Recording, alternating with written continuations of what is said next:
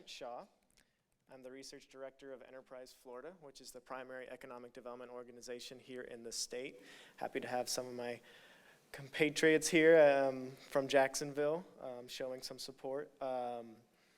And Enterprise Florida, just as a note, is headquartered here in Orlando, and so we're super excited that Tremura is hosting you here and is able to show you some of our finer amenities in the state. So can we hit the next slide? So during this session, which will be a pretty relaxed session, I want it to be intimate since there's just a few of us here, and I want you to jump in at any point if you want me to go further along a certain section or have any questions. But we're going to be formulating a labor argument for scratch based off of an exciting case study on a typical economic development project. So through our case study, we're going to be taking a look at a lot of the different features that JobsEQ has to offer. And we're going to be discussing strategies that will guide us to convince our exacting client. And my hope is that through this session, you're going to be looking at some familiar data and familiar modules in JobsEQ. But I hope that you maybe learn something that you didn't know before or are able to kind of add efficiencies to your own work. Because just speaking as an economic development practitioner, I use JobsEQ for every single project that comes along. And I use it in a similar way as we're going to be viewing today. And it can be a huge time saver, as you already know, depending on what your client asks are. And even beyond the scope of an economic development project, working with your workforce partners and education partners, there's so many different applications. And we're just going to be looking at a couple of those today. And so I'll be referring to my notes often just because we're going to cover a lot of different grounds, so please forgive me for that. And I think we can get started. So the title of this presentation is Fighting the Resistance with Labor Data. Can we go to the next slide? And the case study we have is simple, and that's the empire needs talent.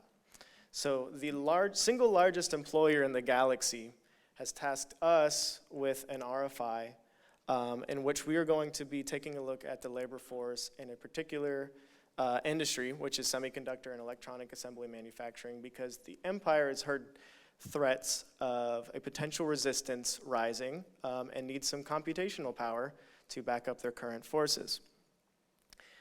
They don't want to lose any market share in this space.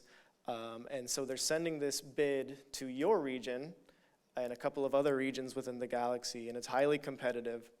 And they want to know if they can hire within an aggressive time frame 500 employees for this assembly manufacturing facility. So in addition to manufacturing, we're going to be looking at some back office because the empire is going to be sending their top brass to manage this project. And we're also going to be looking at some R&D components as well. And so, as with many clients that you probably work with as practitioners, the empire expects success, and by success, they want rigorous and reliable information, but they want it on their time frame. And so they don't expect to sift through a bunch of different worksheets or workbooks. They want you to send them the information that they think is the most valuable, and they want it now. And that's where we come in. So next slide has a couple of the key questions that we're going to be answering during the course of this session. First is the most obvious one. Do we have the existing workforce? That's our stock of workers that the empire can come in and take advantage of now. Second, are they within a reasonable proximity to the proposed facility?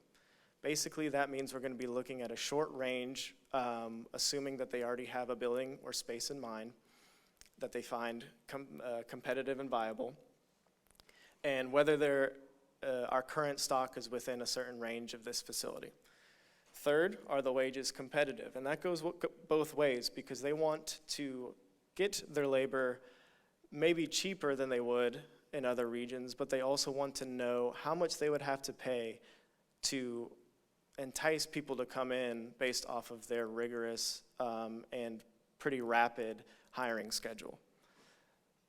We spoke a lot this morning about looking into the future, being predictive with our analytics. So we're going to be talking about we're going to be establishing a pipeline to demonstrate our flow of employees that they could look in the next 5 years as they ramp up operations. And then finally, we're going to use the RTI module to discuss the ease of hiring within these occupations. And so with that, I'm going to go to JobsEQ itself, and we're going to go through and look at each of these questions individually. Perfect.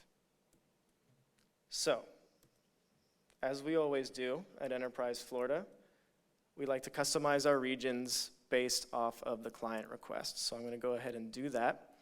Luckily, they have a place in mind, so I'm just going to enter in via the drive time analysis the address. It might be familiar since we're not too far from it now.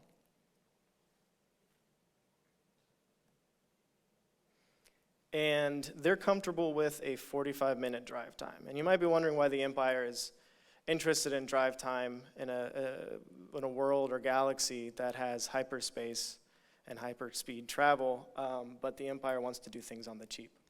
So because we have just a couple counties in here, we're going to look at it by the zip code. We're going to name this according to our project name. I wanted to come up with something pithy. So Project Scythy it is.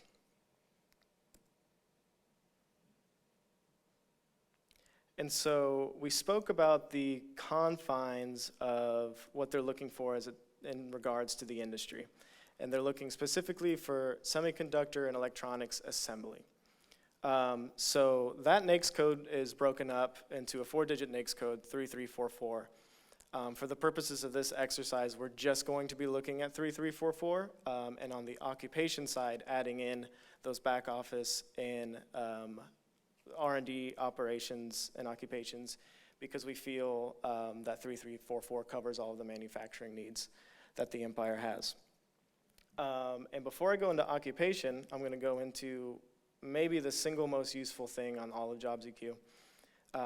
At least as it comes to couching our project expectations, learning about the industry as we're pulling this information. Because it's very important for us to not only pull the data, but to understand actually what it says in terms of typical industry needs, et cetera. So the what-if analysis is going to allow us to put in our Project Scythy region. We can always add in benchmarks if we want to, but for now we're just going to look at semiconductor. Firm size, as we said, is 500 over 5 years. And so from here, we have some interesting things. Semiconductor processors is in low supply, according to the what-if analysis. And we're going to address some of these things as well. Most things are here in green, which is the potential candidates per opening. That's going to show us some of our ease of hiring, but we can expand that funnel as we go along using different elements of JobsEQ. Chris talked earlier about the extended employment and unemployment. This is extremely useful when you're talking about particular occupations for an industry where we see these orange and red dots, because there might be a reason that those particular occupations aren't represented in the data, where similar skill sets can be involved to make sure that the company gets what they want. So basically from here, what I always do is I grab all of the SOC codes that I want. Now you could theoretically hit this check mark here, create group, and use all, the maybe 100 plus SOC codes. But oftentimes when you're putting data in front of a client, they're not interested in all of it. They want to understand exactly what their high target occupations are, and not, the whole kitchen sink. So I usually go about 25 to 40 occupation codes, which I've already pulled here. And so we have a few things of note. We have all of the things that we saw in the what-if analysis.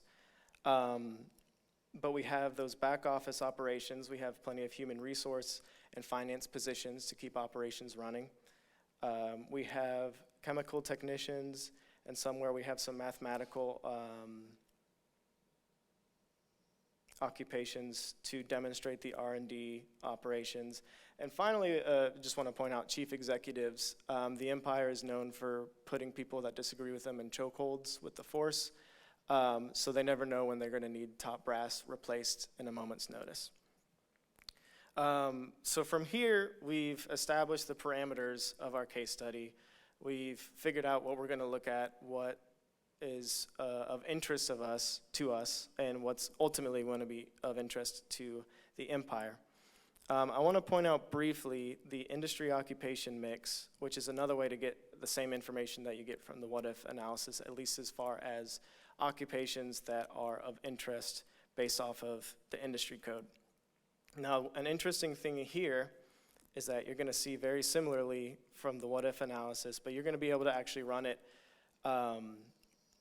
by separate regions. So this is the industry occupation mix for that industry, for that geographical region. So if I run this data for the US average, we might see a slightly different list. And as we try to understand the overall structure of that industry while we're pulling this data, it's helpful to know against our benchmarks, which might be the US, which might be a similarly sized MSA, or if we happen to know the competitive structure of the project, we can look at those direct competitors as well. So it's going to be a slight difference, but it's extremely important for us to get an idea of our comparative advantages and weaknesses. So now that we have all of our kind of assumptions set up, we have our industry, our occupation, and our region, we can jump right in. Does anyone have any questions so far? I know I'm going very quickly, but since I want to cover a lot of ground, just want to get to the meat of this. Okay.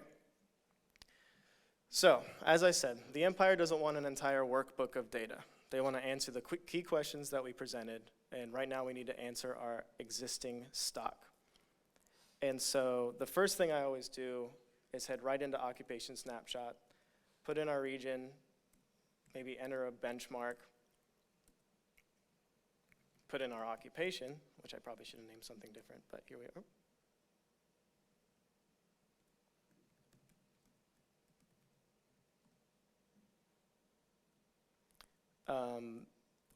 We tend to look at private employment,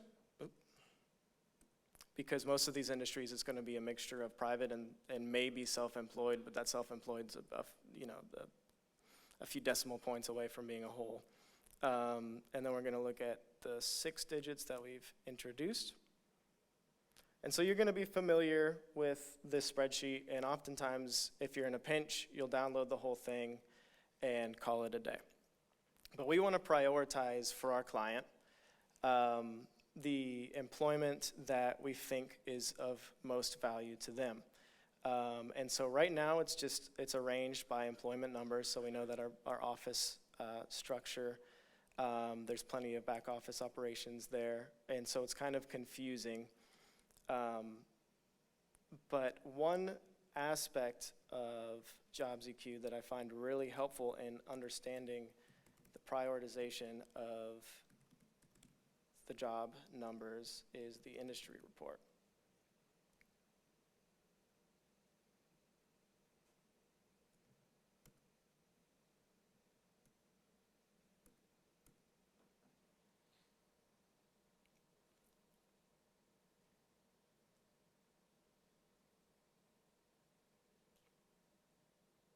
I did have this downloaded, but I wasn't sure which would be faster.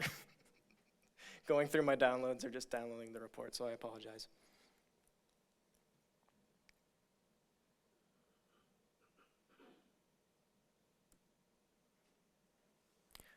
So if you're not familiar with this report, the Industry Spotlight report shows us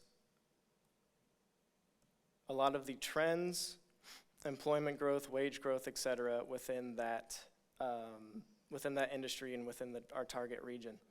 And so this bar graph here, or not bar graph, but this graph here shows us a really helpful way to kind of prioritize and to create buckets for our occupation list. So we're not going to do it now, but what you can do, and what I often do, is I go into that occupation snapshot, figure out kind of a crosswalk between the different buckets here: production, architecture and engineering, management. You might want to change the name slightly, but those are going to be tied to likely the 2-digit NAICS code names, and so for consistency's sake, it's best to keep them that way. But by taking it this way into showing the clients those buckets and having the full occupation snapshot as your backup, you're providing an immediately interesting case while also having the underlying data that they can refer to, if they want to know more. So I just wanted to point that out because I think it's that saves you the guesswork of having to identify ways to cluster those particular occupations. So it's extremely helpful, and it helps us once again prioritize our occupation data. And to that extent, we have a few interesting things here. Once we apply our buckets, clearly employment and average annual wages are going to be of interest to us. And then finally, I like looking at 5-year history and forecast for internal purposes. If the company wants forecasts, I always use JobsEQ, but otherwise I prefer to take a look back from which we can extrapolate rather than have to explain maybe some of the operations that go into the forecasting, while forecasting is much more useful on an internal basis and for convincing workforce partners and for helping your project managers even to understand what their challenges or opportunities might be moving forward. So we have here some really great 5-year history numbers. There's a couple negatives there, but almost throughout this entire list, you're going to see the annual percent change higher than the US. So if we take US as our benchmark, that means we have a clear case for a growing stock that's got us to this current point in time. And so really, that's going to be of interest to us in answering that first question. One thing you can look at if you don't like the location quotients on the occupation snapshot is you can pull up the industry snapshot as well. Now, some of those occupation numbers were pretty low for semiconductor processors, et cetera. Now, I'm from Orlando, so I know that we have a burgeoning semiconductor scene here within Central Florida, and this plays out within the industry standpoint. So clearly there's a reason that we don't see the semiconductor occupations show up, but we can point that to the previous point of, companies want to go to where their existing clusters are so they can take the workforce. Clearly that industry is in play here, and the trend is pretty positive. So I think that location quotient is oftentimes just as satisfying for the client once you explain what a location quotient is. And it also kind of erases any potential errors you have by maybe including the wrong occupation. With that being said, I have never had a client ask me to remove an occupation from the list that JobsEQ has guided me towards. They might come back and ask for additional occupations, but they never take them away. So JobsEQ does a really good job of highlighting at least the majority of what an industry is going to be looking forward to. And that's important because some clients are very, very particular. So I think it's an interesting anecdote to show the power of the what-if analysis.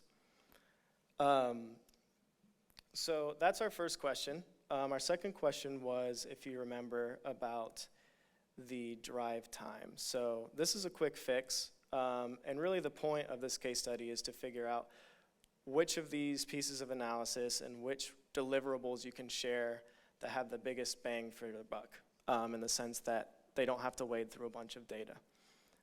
So once again, we're going to introduce the occupation grouping onto the map.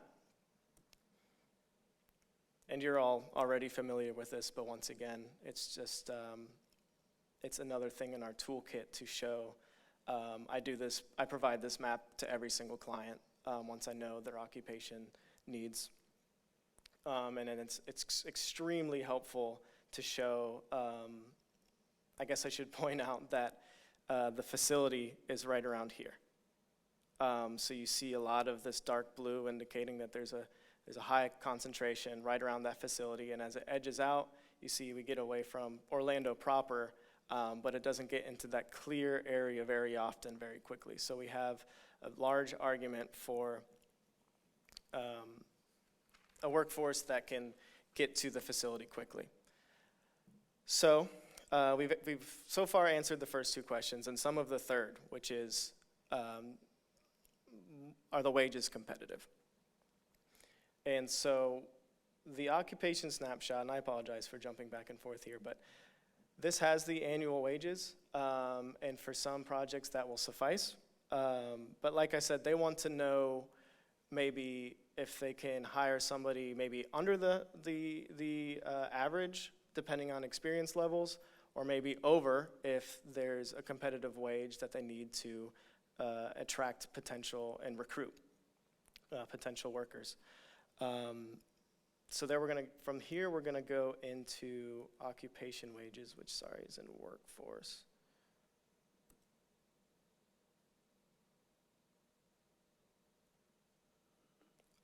And this is another extremely high value tool that we use as a proxy to demonstrate not ease of hiring, but rather the wages that they can expect depending on the experience level. Now, according to our case study, we don't know the demographic needs. We don't know if they need a younger workforce,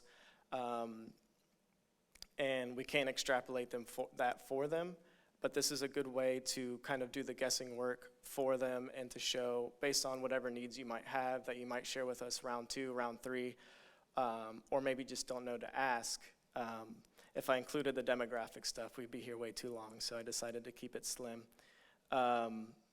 But this proxy for experienced wages has been extremely helpful for clients in the past, and oftentimes when I send them this worksheet, they'll ask me to pull it for a handful of things. It's a consultant, and they'll try to get some free labor out of me and out of Jobs EQ, but it means they keep coming back to ask you the questions, and that's always a good thing. Here's another good point to reintroduce your benchmarks, because that's important for clients to know based off of your mean wages what it looks like in other areas, which seems obvious to us, but something that you can combine with this data is the cost of living information that Jobs EQ includes on the economic overview report, which I'm not going to download in front of you again, but having the average wage combined with the cost of living is another clear priority to show in front of the client, where you don't even necessarily have to show the average wages here, once again bucketing it in the bucket that we established in the previous section, and then moving forward with that. And so, those are 3 of the questions answered. So we are moving pretty briskly here, and I want to just stop again and ask if people have any questions, or more importantly, if people maybe get to this part in a different way, because maybe you choose to do the industry snapshot first, maybe you decide to look at wages first. There could be 1,000 different ways to run these types of reports, but this is the way that I've seen that kind of siphons my thoughts into a productive place and is most efficient for me. But I would love to hear anyone's experience so far.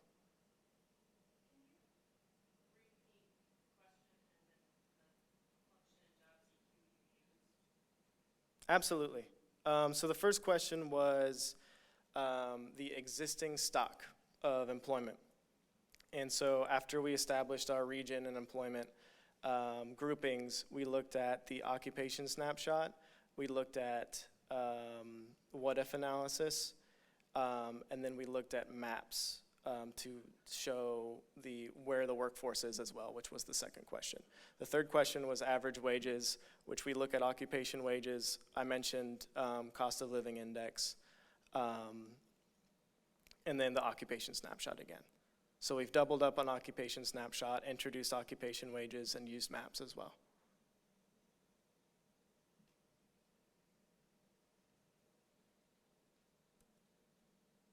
Anybody else feel like sharing?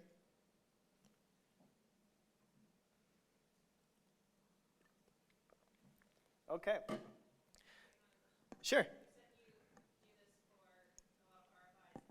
Mm-hmm.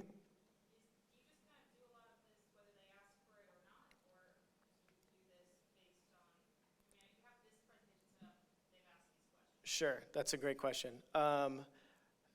You don't want to give them something that they don't need, because that'll distract from your main point.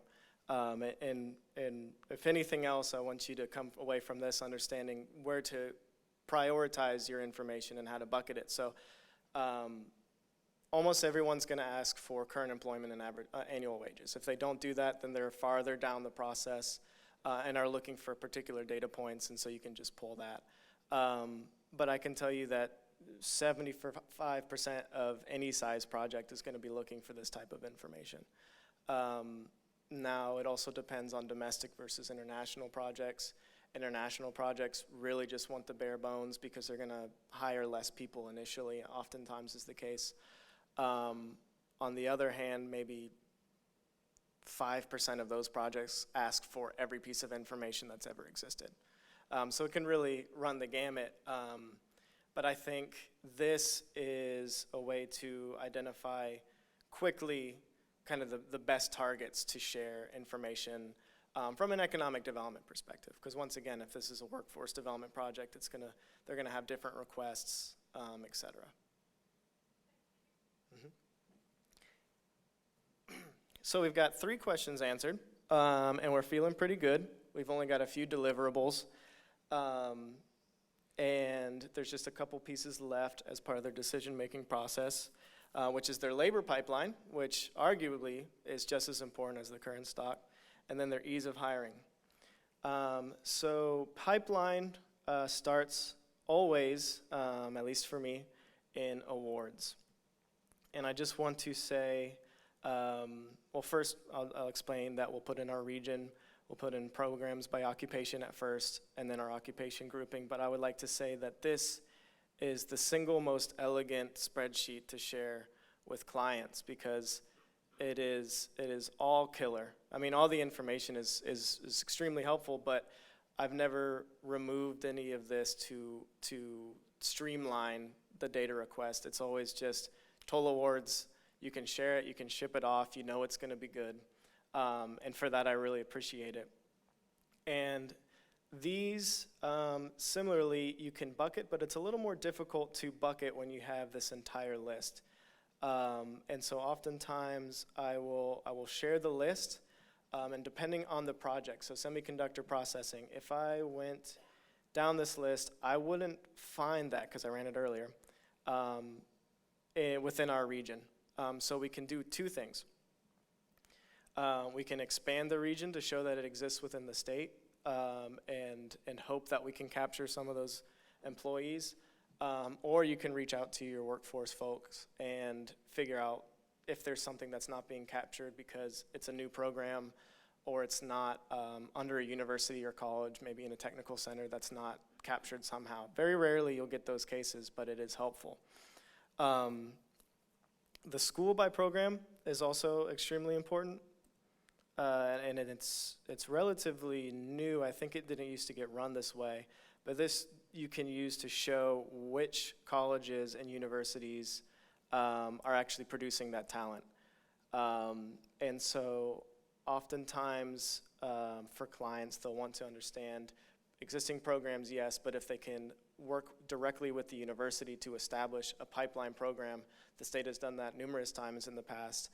And has seen a lot of success by doing that. And if you can tie it to already existing awards, then your job is a lot easier to make that case, not only to the company, but to the universities. So knowing exactly where those students are coming out of is extremely helpful. So,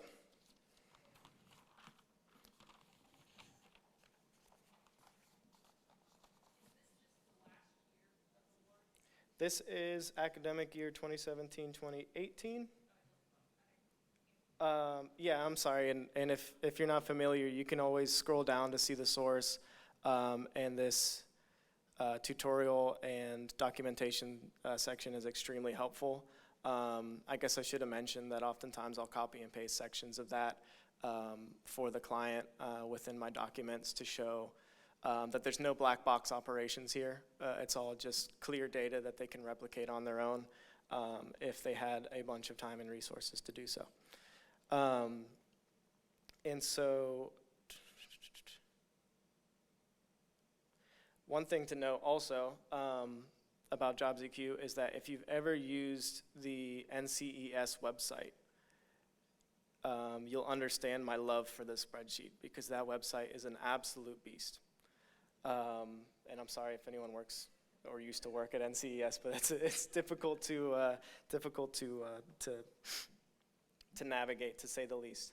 One final point I want to make on awards is that if you can work with these different colleges or universities to ask for their retention rates for graduates, that makes all of this data even more palpable to the client. And I've seen a lot of success in doing that, and I've gotten those universities' information first by JobsEQ. And basically what that does is it shows that, okay, that's a big number, maybe 1,000 from this technical college, but how many are actually staying in Florida? How many are actually staying in the region? So if you have that data coupled with this, it's really, most clients aren't gonna see that from other organizations, and it's gonna help you stick out. Another interesting thing to look at in a similar vein for your pipeline, because we're still establishing pipeline, is migration. I think this is also a relatively new addition to the Data Explorer. We'll look at, not by quarter.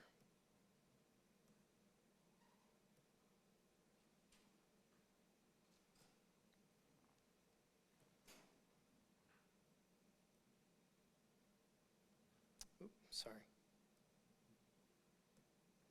So you're not gonna be able to do the project grouping, but you'll be able to do an associated MSA or different grouping if you have it by county. So this migration number is not only asked for by clients, but also by real estate developers, by business members within your community. And while it's kind of a vague addition to the pipeline argument, it is also essential for them to understand the demographic changes and some of the other things that we haven't covered in this presentation because of time limitations. But for Florida especially, migration has been one of our top selling points for the past couple of years as individuals from New York and California are moving to the state, maybe for the regulatory climate or the quality of life. And for the client, you might be able to parse some of those reasons why people are moving in at higher rates, but it's not always necessary because they'll just see the trend of growth and they'll be impressed by it.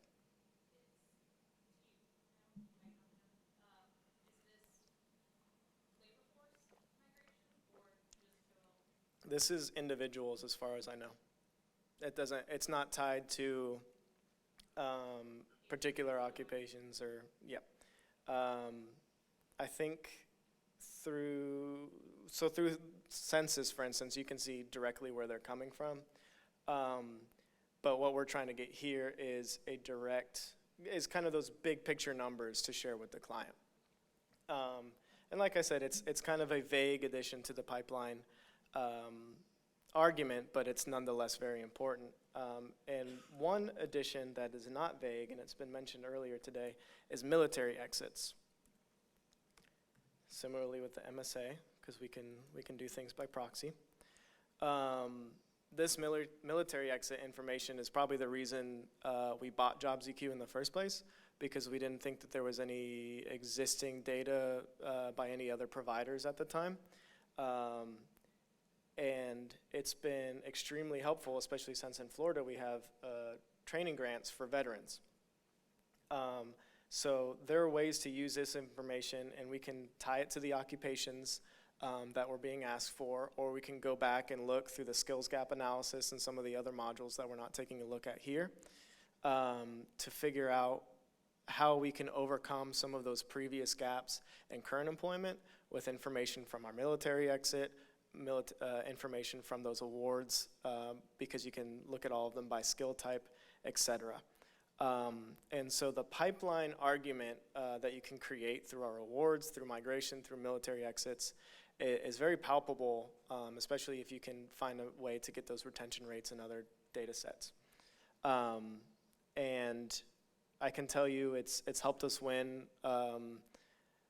projects that we otherwise wouldn't have because of concerns over hiring. And so I can't emphasize enough the importance of that forward look to your pipeline. So that's a pretty good labor argument, I would say. But we're missing one thing, and that is the ease of hiring. So we've established our pipeline, we've established our employment. The Empire wants to know that they're going to be able to get their employees quickly, that they're not going to be languishing at a below functioning pace for the first 5 years of operations, especially if there's, state grants that they're getting for military and defense or incentive programs. They want to be able to ramp up quickly, especially when there are pesky rebels lying around. And so to that, I use the RTI module. And this is another kind of secret weapon that JobsEQ has. I've run this for a couple consultants, and then they ask for it in every single which way they can get it, and I have to cut them off because I could spend all day running this report, and they still wouldn't be satisfied. So for some reason it's not pulling up here, so we're going to go into custom regions. You can see that I have a lot.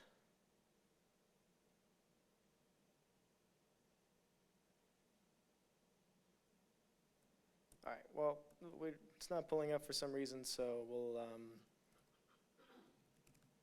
we'll just do the MSA for a last proxy here. So our category filter here is going to be occupation. Let's hope our pulls up there. Perfect. And so the interesting thing here is the following, is the wages, the duration, and the ads closed. So if we have our categorization of our occupation data, we have that applied to our awards, our pipeline. Now we can show, okay, how quickly do people hire? How many of your competitors are currently hiring in that space? What wages are they offering so that you can be competitive? Maybe still under that average wage of the state, maybe not. But truly, the duration here is your proxy for the ease of hiring if you're just looking for that big ticket number. Because, despite any job listings that might be closed and then reopened, which you'll always have to caveat, this last 30 days look is super recent. And that median duration, for instance, of accountants versus software developers shows that software developing is a little bit trickier to hire for, potentially. And so ads closed is the overall activity within that last 30 days. And I think that if you take a look at maybe a ratio, which you can decide on, after some deliberation and analysis of ads closed to median duration or vice versa, you can figure out maybe a benchmark by which to apply to all of the occupation listings here in the RTI, just to kind of demonstrate what your target for ease of hiring is. So maybe a ratio that's high demonstrates a particularly quick turnaround. Maybe a low one shows the opposite. And so I could show you all of the different parts of RTI. because there's a lot. The employers is another important section here, because as we know, they want to be around employers that are like them. And so the empire is going to have a vested interest in knowing how many people are being hired by Lockheed Martin, because they're going to have security clearances, which are helpful, and they're going to have skills that are going to be directly applicable to people who are used to working with military and defense organizations. Even though this is a semiconductor processing facility, as we remember, they all tie in together in some way or form. And so the certifications is another ease of hiring I like to think of, because you're taking a look at stuff that's directly transferable. And it shows you directly transferable skills in a way that things that aren't certified, so even though we have the hard and soft skills separation, this is clear, direct evidence that these people are established in their careers or have done certain benchmarks that got them to where they are now. And so, sure. Yes. You can set alerts. So it's run every 30 days, but I think this allows you to just get alerts when the job posting numbers change for a particular occupation. So if you want to keep a really close tab on a particular company or a particular occupation, this just sends you, I think, emails, or maybe it's through JobsEQ mail. I'm not entirely sure. Okay. Mm-hmm.